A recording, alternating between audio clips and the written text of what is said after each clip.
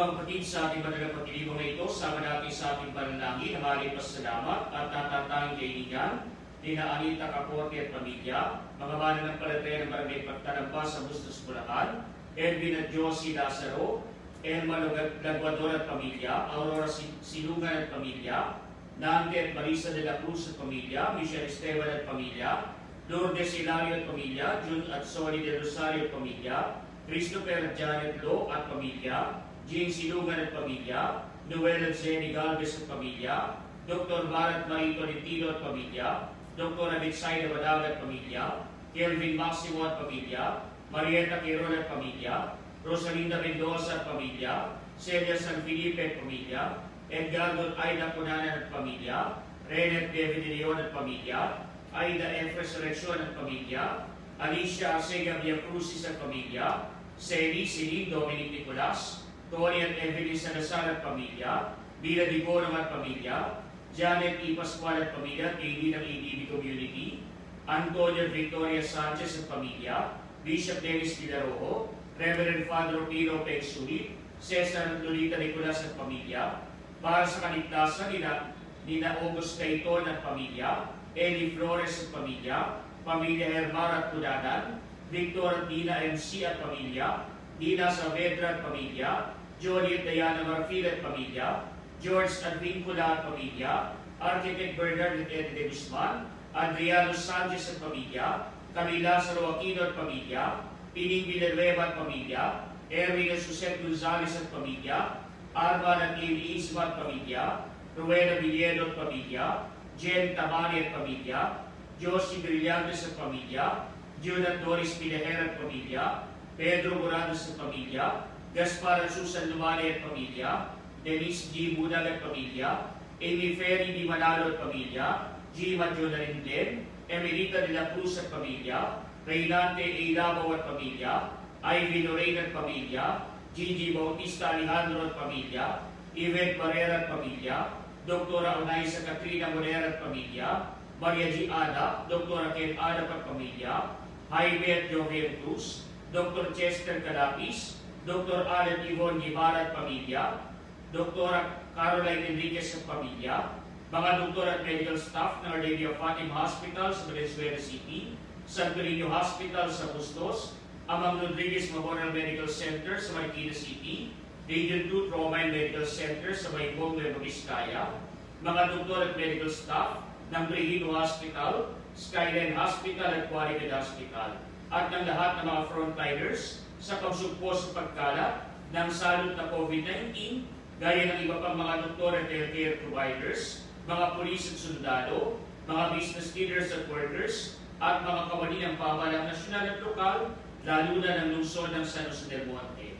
Para sa kagalingan ni na Evelyn Suasito, Eloy Sabillamil, Eric Emaroy, Samuel Ingal, Philip Valdez, Rami Banaag, Capistral Mandegro, Timoteo Orihuela, Jose Inga, Janet Eblo, Joan Perez, Samantha Osea, Corazon Donato, Quirino Cristobal, Chelo del Mundo, Marian Maravilla, Mark Joseph Bernardino, Minda James Saison, Joanna Chris Ganap, Lito Soriano, Georgie Santiago, para sa kaarawan ni na Evangeline Gulda de la Cruz, Victoria Alejandro, Ligaya Cayetano, Ronald Tuliao, at para sa kapayapaan ng kaluluwa ni na Zoraida, Ricardo Silidonia, Viviana Gil, Sila, Isabela, Leticia, Evelyn, Alfredo, Eric, Nicolas, Nelson, Frederick, Raquel, Dean, Puloy, Maura, Roman, Andres, Epifania, Rufo, Celia, Marisa, Flor, Jaime, Ima Concepcion, Maria Teresita, Nestor, Atanasia,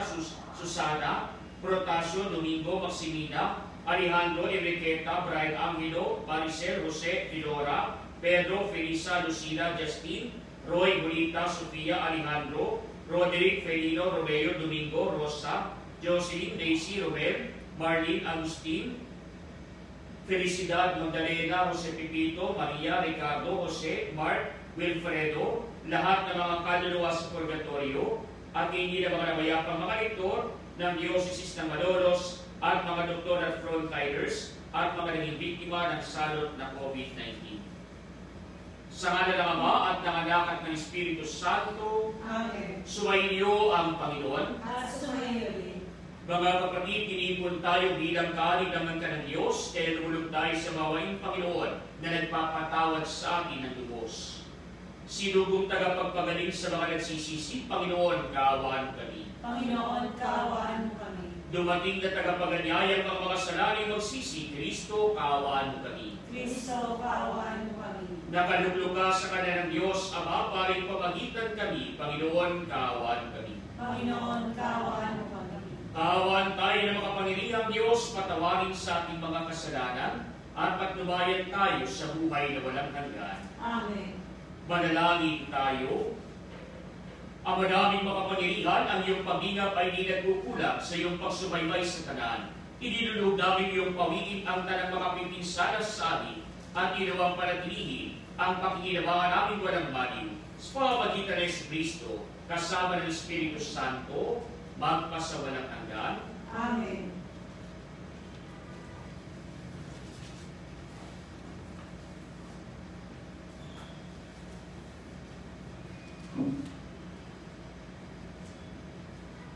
Ang salita ng Diyos mula sa ikalawang sulat ni Apostol San Pablo kay Timoteo. Pinakamamahal, inuutusan kita sa ngalan ng Diyos at ni Kristo Jesus na hahatol sa mga buhay at mga patay, alang-alang sa kanyang pagparito at paghahari. Ipangaral mo ang salita ng Diyos, napapanahon man o hindi. Hikayatin mo, pagsabihan at patatagin ang loob ng mga tao sa pamamagitan ng matyagang pagtuturo. Sapagkat darating ang panahon, hindi na nila pakikinggan ang wastong aral. Sa halip, susundin nila ang kanilang hilig. Mangangarap sila ng mga gurong walang ituturo, kundi ang mga bagay lamang na gusto nilang marinig. Ibabaling nila sa mga alamat ang kanilang pansin at hindi na nila pakikinggan ang katotohanan. Kaya maging mapagpigil ka sa lahat ng oras. Pagtiisan mo ang mga kahirapang dumarating sa iyo. Gampanan mo ang tungkulin ng isang mangangaral ng mabuting balita. Tukdin mo ang iyong mga tungkulin bilang tagapaglingkod ng Diyos. Ako'y iaalay na. Dumating na ang oras ng pagpanaw ko sa buhay na ito. Puspusan akong lumaban sa paligsahan. Natapos ko na ang dapat kong takbuhin. Nanatili akong tapat sa pananampalataya. Kakamtan ko na ang korona ng pagtatagumpay. At sa araw na iyaon, ang Panginoon na siyang makatarungang hukom ang magpupulong sa akin ng korona, hindi lamang sa akin, kundi sa lahat ng nananabik sa muli ng pagparito. Ang salita ng Diyos. Salamat sa Diyos. Patuloy kong isasaysay ang dulot mong kaligtasan. Patuloy kong isasaysay ang dulot mong kaligtasan. Tunay akong nagpupuri buong araw. Akin ngayong ihahayag ang taglay mong karangalan. Ngayong ako'y matanda na, huwag mo akong babayaan. Katawan ko'y mahina na, kaya ako'y huwag iiwan. Patuloy kong isasaysay ang dulot mong kaligtasan. Ako naman samantala ay patuloy na aasa. Patuloy na magpupuri, pupurihin ka tuwina. Pagkat ikaw ay dakila, patuloy kong isasaysay. Maghapon kong ihahayag ang dulot mong kaligtasan. Patuloy kong isasaysay ang dulot mong kaligtasan. Pagkat ikaw, Panginoon, ay malakas at dakila, ang taglay mong katangi ay ihahayag ko sa madla. Sa pulpa sa pagkabata, ako iyong tinuruan. Hanggang ngayon'y sinasambit ang gawa mong hinangaan. Patuloy kong isasaysay ang dulot mong kaligtasan. Tutugtugin ko ang alpat, pupurihin kitang tunay. Pupurihin kita, O Diyos, dahil sa iyong katapatan. Mga himno ng papuri sa alpa ko'y tutugtugin. Iuukol ko ang tugtog sa iyo, banal ng Israel. Patuloy kong sasaysay ang dulot mong kaligtasan.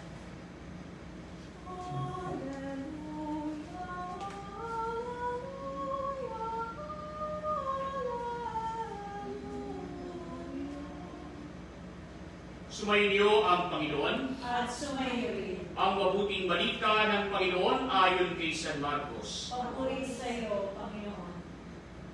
Noong panahong iyon, sinabi ni Jesus sa kanyang pagtuturo, mag-ingat kayo sa mga eskriba na mahilig maglalakad na may mahabang kasuotan at natutuwang pagpugayat sa mga liwasan. Ang ibig nila'y ang mga tanging luklukan sa mga sinagoga at ang mga upuang pandangal sa mga piging. Inuubos nila ang kabuhayan ng mga babaeng balo at ang sinasangkalay ang pagdarasal ng mahaba, lalong pagbibigat ang parusa sa kanila. Umupo si Jesus sa tapat ng hulugan ng mga kaloob doon sa templo at pinagmasdan ng mga taong naguhulog ng salapi. Maraming mayayamang naguhulog ng malaking mahalaga. Lumapit naman ang isang babaeng balo at naghulog ng 2 kusing na katumbas ng isang pera. Tinawag ni Jesus ang kanyang mga alagad at kanyang sinabi, "Sinasabi ko sa inyo, ang dukang balong iyon ay naghulog ng higit sa kanilang lahat, sapagat ang iba'y nagkaloob ng bahagi lamang nang hindi na nila kailangan, ngunit ibinigay ng balong ito na dukang-duka ang buo niyang ikabubuhay." Mga kapatid, ang mabuting balita ng Panginoon. Pinupuri ka namin, Panginoong Jesucristo. Mga kapatid, sa ating mabuting balita ay pinapayag sa atin ang ating Panginoon at lalo digit sa mga taong nakapaligid sa Kanya ang Kanyang pagpapabala na sana sila'y mag-ingat doon sa gawain o sa paggaya doon sa ginagawa ng mga eskriba. Sapagat yung mga eskriba mahilig maglalakad ng mahaba ang kanilang pinagterya, mahaba ang kanilang kasuotan at ipinagpaparangalan na sila ay magaling sa batas, na sila ay ehemplo, na sila ay magaling sa maraming bagay tungkol sa usapin ng pangrelihiyon at hindi naman tungkol sa usapin ng batas ukol kay Moises. Kaya nga po pinagpupugayan sila sa maliwasan at ito ang gustong-gusto nila, na sila'y pinupuri, na sila ay tinararangal ng maraming mga tao. Kaya nga kapag pupunta sa mga handaan, ang gusto nila hindi lamang basta ordinaryo upuan doon sa isang tabi. Ang gustong-gusto nila ay naroon sila sa mga upuang pandangal, sa mga luglukan, doon sa kung saan makikita sila ng maraming mga tao. Sapagat ang ninanais nila, sila'y pinagpupugayan ng maraming mga tao sa kanilang paligid. Subalit mga kapatid, na sabi sa atin ng ating Panginoon, hindi dapat ganito ang ating hanapin, sapagat ang karangalan lumilipas sa lupa, subalit ang dapat nating hanapin palagi yung maparangalan natin ang ating Panginoon, sapagat ito ang hindi lumilipas kahit kailan paman. Kaya nga po mga kapatid, sa ating mabuting balita, binigyan tayo ng halimbawa ng ating Panginoon na nagbibigay, nagkakaloob, kahit walang kapalit na parangal, kahit na walang kapalit na recognition. Kaya nga po sa ating pong mabuting balita, anong sabi ni Jesus? Nakita niya yung mga naguhulog ng salapi na mga kaloob sa templo. Kaya nga po yung mga mayayaman, naghulog ng malaki. Samantala naman, merong isang babae, naghulog ng kakaunti lamang. Subalit yung kakaunti na ito sa paningin ng marami, ito na ang pinakamalaki para sa kanya. Sapagat yung 2 kusing na ito, nakatumbas ng isang pera sa kanilang salapi noon, ito'y katumbas na ng kanyang buong kabuhayan. Kaya nga po mga kapatid, maliit man sa paningin ng iba, pero yung kanyang inihulog, napakalaking sakripisyo na para sa kanya. Kaya nga po yung mga mayayaman na naghulog ng kanilang kaloob, naghulog nga ng malaki, pero wala naman itong kapalit, wala naman itong kasama na sakripisyo sa kanilang sarili. Bakit? Sapagat hindi nila mararamdaman yung hirap kapag nawala sa kanila yung kanilang inihulog. Sapagat kakapiranggot lamang ito kung ikukumpara sa dami ng kanilang kayamanan.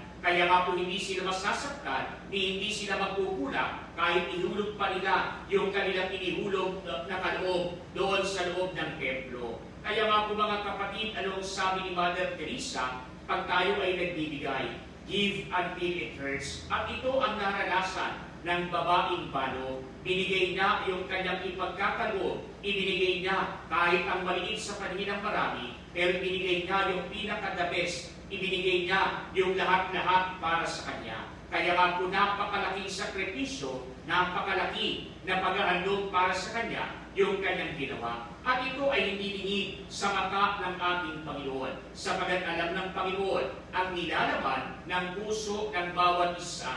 Sapagat hindi yung lalim ng bulsa ang tinitingnan ng Panginoon. Ang tinitingnan ng Panginoon, yung lalim ng ating pag-ibig habang tayo ay nagkakaloob. Sapagat marahil, po pwede kang magbigay ng malaki kahit na hindi mo iniisip na ito ay makasasakit sa iyo. O pwede kang magbigay ng malaki kahit na hindi ka naman makapagsasakripisyo kagaya ng babaeng balok na ito. O kaya naman, o pwede kang magbigay ng masama ang iyong kalooban. Pwede kang magbigay ng baliwala sa iyo ang iyong binibigay. Iba't ibang emosyon. Pero mga kapatid, ano naman ang pinapayag sa atin ng ating Panginoon? Yung babaeng balok, nagbigay siya, hindi bukal lamang sa kanyang bulsa. Nagbigay siya ng bukal sa kanyang puso. Kaya nga po ang ipinagkaloob niya, walang kapalit na karangalan sa mata ng marami. Simple lamang yung kanyang ginawa. Hindi siya naghahanap na siya'y kilalanin ng marami. Ang ginawa niya,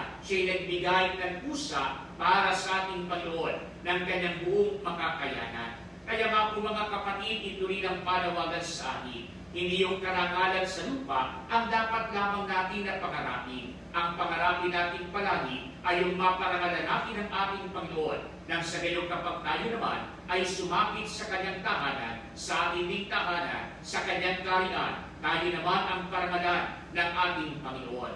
Kaya nga po mga kapatid, dito sa lupa, sa mga simpleng bagay, napakarami yung mga nag-aasab ng kahit na kaunti na karangalan.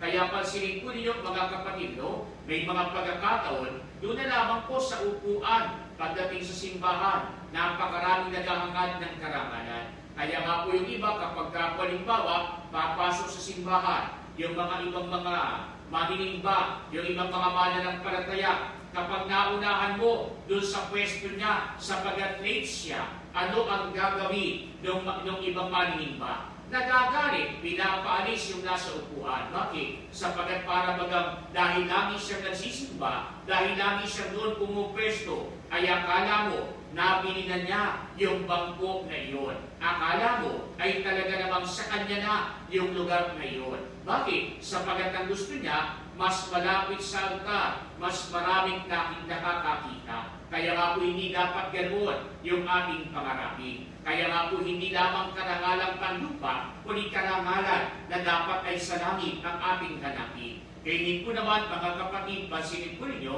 yung iba naman kapag halimbawa, meron pong TV Mas, o kaya naman katulad po na meron tayo sa ngayon, kapag po halimbawa tayo po ay nasa panahon ng salot, nasa panahon ng COVID, kaya po lahat halos ng ating mga misa ay online masses. Kaya nga po huwag natin pangarapin na yung mga ministers natin mag-aaway-away. Bakit? Sapagkat gustong mag-serve, gusto lamang na makita sa camera, gusto ng exposure. Kaya nga po hindi ito ang dahilan kung bakit tayo nagsiserve. Kaya tingnan ko rin yung mga kapatid tumisan, no? Pag nakikita sa camera, pag nakikita sa Facebook, nag-aaway-away, nag-uunahang mag-serve. Pero pansinin po rin nyo, pagka merong misa sa patay, ayaw mag-serve. Kapag may misa sa kasal, ayaw mag-serve. Kapag halimbawa, merong araw-araw na misa, ayaw mag-serve. Bakit? Konti lang kasi ang makakakita. Kaya nga po hindi dapat ganoon.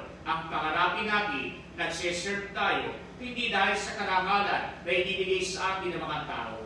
Nagsiserve tayo. Bakit? Sapagat ang pinaninig ko na natin, unang higit sa lahat, ay walang iba kundi ang ating Panginoon. At sa gayong paraan, na paglilingkuran din natin ang ating kapwa sa pamamagitan ng ating paglilingkod sa loob ng banal na liturhiya. Kaya nga po mga kapatid, huwag natin gayahin yung mga eskriba, huwag natin gayahin yung mga nagsasabi ng mga bagay ukol sa kanilang sarili upang maparangalan lamang sila. Huwag natin gayahin yung mga nag-aasam lamang na sila'y maluklok doon sa magandang pwesto para nang sa gayon sila'y papurihan ng mga tao. Ang lagi natin isipin, hindi para sa atin, kundi para sa Diyos ang lahat dapat ng papuri. Nang sa gayon, ang Diyos naman ang magbibigay sa atin ng karampatang kapurihan kapag sapit natin sa Kanyang kaharian.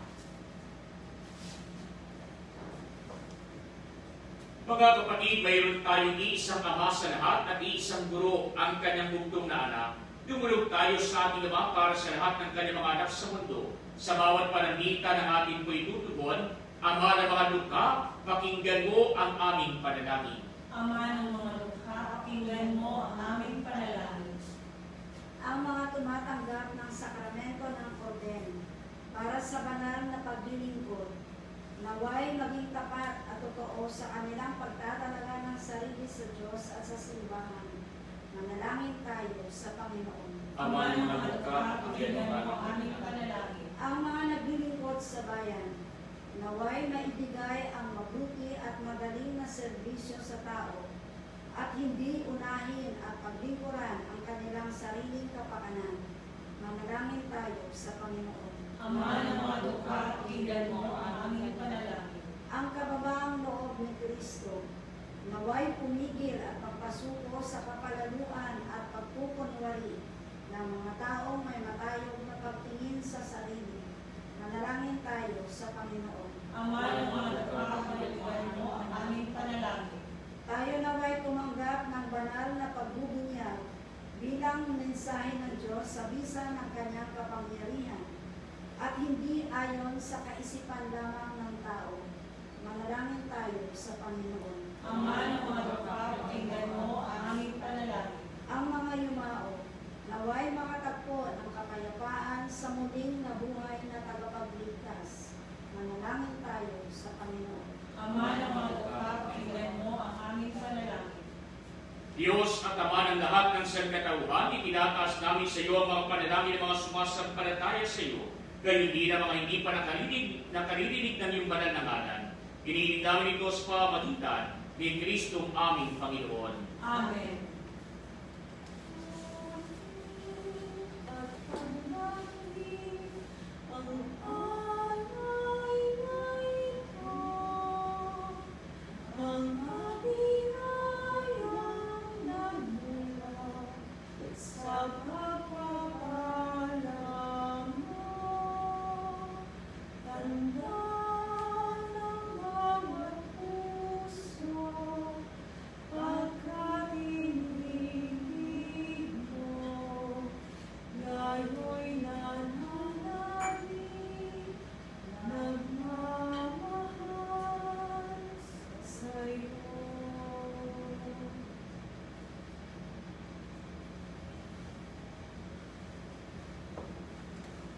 Manalangin kayo mga kapatid upang itong paghahain ay maging kalugod-lugod sa Diyos samang mga pangyarihan. Tanggapin nawa ng Panginoon itong paghahain sa iyong mga kamay, sa kawayan niya at karangalan sa ating kapinamahan at sa buong sambayanan niyang banal. Ang madaming lumikap sa iyong katapatan kami nagtitiwala na iyong mga aray aming inihahanda at ihahain dito sa malagmong dambana. Sa kagandang loob sa aming dumadalisay, kami naway makaganap ng may malinis na kalooban sa paglilingkod namin sa banal na pagdiriwang sa pamamagitan ng Yesu Kristo kasama ng Espiritu Santo, magpasawalang hanggan. Amen. Sumainyo ang Panginoon. At sumairi. Itaas sa Diyos ang inyong puso at diwa. Tinaas na namin sa Panginoon. Pasalamatan natin ang Panginoong ating Diyos. Marapat na siya ay pasalamatan. Ang madaming makapangyarihan tuwing ang marapat na ikaw ay aming pasalamatan sa pamamagitan ng Yesu Kristo na aming Panginoon. Lubhang na magbagal kanyang loob sa pagkakabali ng tao sa sansinuko, kaya't pinabuti niyang si Pangana nang biray bukod mo pinagpalas mamaing lahat. Sa labi ng ibig kamakayan kami inagaw ng namatay mong anak, sa pagkabuhay niya kami kanyang binuhay, upang kaunayan namin sa iyo iwag magwakas. Kaya kaysa ng mga anghel na nagsisiawit ng papuri sa iyo, nang walang humpay sa kalangitan, kami nagbubunyi sa iyong kadakilaan. Santo, Santo, Santo, Panginoong Diyos ng mga hukbo, napupuno ang langit at lupa ng kadakilaan mo. Hosana sa kaitaasan. Pinagpala ang paririto sa ngalan ng Panginoon. Hosana sa kaitaasan. Ang madaming banal, ikaw ang bukal ng tanang kabanalan, kaya sa pamagitan ng iyong Espiritu, gawin mong banal ang mga kaloob na ito, upang para sa amin maging katawan at dugo ng aming Panginoong Hesu Kristo. Bago niya pinag-isang pusang loob na maging handog, ginawa kanya ang tinapay, pinasalamatan kanya, pinaghati-hati niya iyon, iniyawad sa kanyang mga alagad at sinabi, Tanggapin ninyong lahat ito at kanin. Ito ang aking katawan na ihahandog para sa inyo.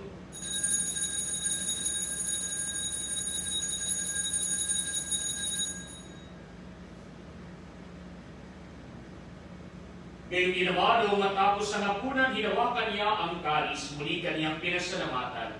Iniyabot niya ang kalis sa kanyang mga alagad at sinabi, tanggapin ninyong lahat ito at inumin. Ito ang kalis ng aking dugo, ng bagot walang magdamtipan. Ang aking dugo ay bubuhos para sa inyo at para sa lahat, sa pagpapatawad ng mga kasalanan. Gawin niyo ito sa pag-alala sa akin.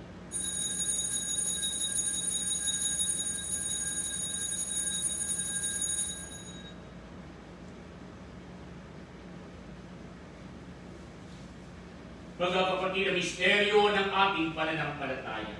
Si Kristo'y namatay, si Kristo'y nabuhay, si Kristo'y babalik sa wakas ng panahon. Ama, ginagawa namin ngayon ang pag-alala sa pagamatay at muling pagkabuhay ninyo, anak. Kaya tiniyari namin sa iyo ang tinapay na nagbibigay buhay at ang kalis na nagkakaloob ng kaligtasan. Kami nagpapasalamat dahil kami yung minarapat na tumayo sa harap mo para maglingkod sa iyo. Sinasamo namin kami magsasalo-salo sa katawan at dugo ni Kristo ay mabuklod sa pagkakaisa sa pamamagitan ng Espiritu Santo. Ama, linapin mo ang iyong simbahang laganap sa buong daigdig. Puspusin mo kami sa pag-ibig. Kay San Francisco na aming Papa, nilelis namin obispo at ng tanang kapalian. Panalahanin muli ng mga kapatid namin na himlay na may pag-asang siling muling mabubuhay, gayon din ang lahat ng mga pumanaw. Kaawaan mo sila at patuloyin sa iyong kaliwanagan. Kaawaan mo at pagindapatin kaming lahat na makasalo sa iyong buhay na walang wakas. Kay San Mahal na Birhen Maria na Ina ng Diyos, ni San Jose na kanyang kabiyak ng puso, kay San mga apostol at ng lahat ng mga banal na nabuhay dito sa daigdig ng kalulugod sa iyo. May pag-iwang nawa namin ang pagpupuri sa kararangal mo sa pamamagitan ng iyong anak na aming Panginoong Jesucristo. Sa pamamagitan ni Kristo kasama niya sa Kanya, ang lahat ng parangal at papuri ay sa iyo, Diyos Amang makapangyarihan, kasama ng Espiritu Santo, magpasawalang hanggan. Amen. Mga kapatid, sa tagumili ng mga nakagagaling na utos sa turo ni Jesus na Panginoon natin at Diyos, ipahayag natin ang dakasto. Sumasalangit ka, sambahin ang ngalan mo, mapasangit ang kaharian mo, sundin ang loob mo, dito sa lupa, alam sa langit, bigyan mo po kami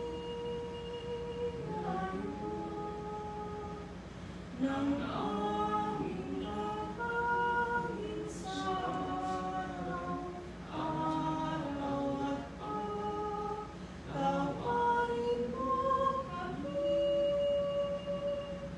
sa aming panasarap para ng pagpapatawad namin sa nagkakasala sa amin. At wag mo kaming ipahintulot sa gusto, at yaya mo kami sa lahat ng masama. Hinihiling namin kami sa lahat ng masama, pagkalooban ng kapayapaan araw-araw, iligtas sa kasalanan, at ilayo sa lahat ng kapahamakan, samantalang aming pinilalabikan ang dakilang araw ng pagpapahayag ng tagapagligtas namin si Yesu Cristo. sa pagdariyo ang kaharian at ang kapangyarihan at ang kapulihan magpakailanman. Amen. Panginoong Yesu Cristo, sinabi mo sa iyong mga apostol, kapayapaan iiwan ko sa inyo, ang aking kapayapaan binibigay ko sa inyo. Tumayo mo aming pananampalataya pag ang aming mga pagkakasala, pagkalooban mo kami ng kapayapaan at pagkakaisa ayon sa iyong kalooban, kasama ng Espiritu Santo, magpasawalang hanggan. Amen. Ang kapayapaan ng Panginoon ay laging sumainyo. At sumayo rin. Magbigayan kayo ng kapayapaan sa isa't isa. Kordero ng Diyos na nag-aalis ng mga kasalanan ng sanlibutan, maawa ka sa amin. Kordero ng Diyos na nag-aalis ng mga kasalanan ng sanlibutan, maawa ka sa amin. Kordero ng Diyos na nag-aalis ng mga kasalanan ng sanlibutan, ipagkaloob mo sa amin ng kapayapaan. Mga kapatid, ito si Kristo, ang Kordero ng Diyos na nag-aalis ng mga kasalanan ng sanlibutan. Mapapalad tayong inaanyayahan sa kanyang piling. Panginoon, hindi ako dapat na magpatuloy sa iyo. Ngunit sa isang salita mo lamang ay gagawin na ako.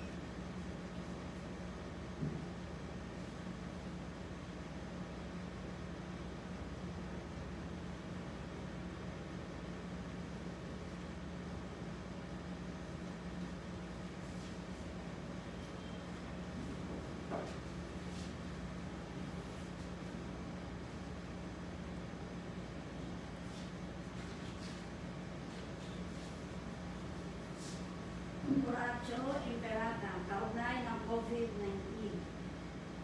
Amang makapangyarihan, lumalapit kami sa iyo sa aming pangangailangan.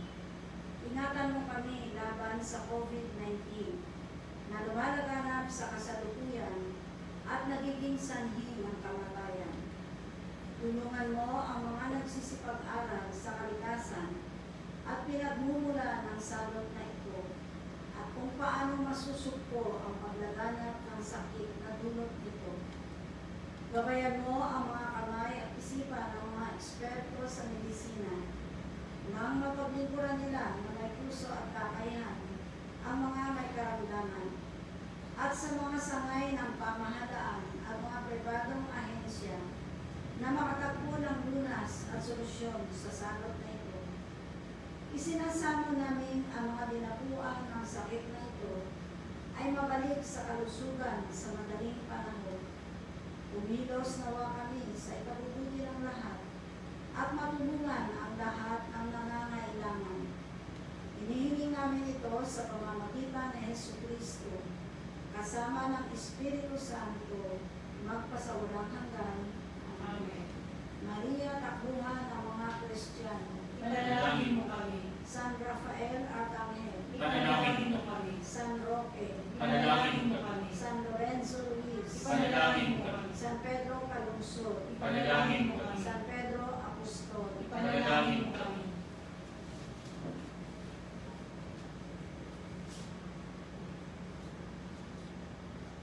Manalangin tayo.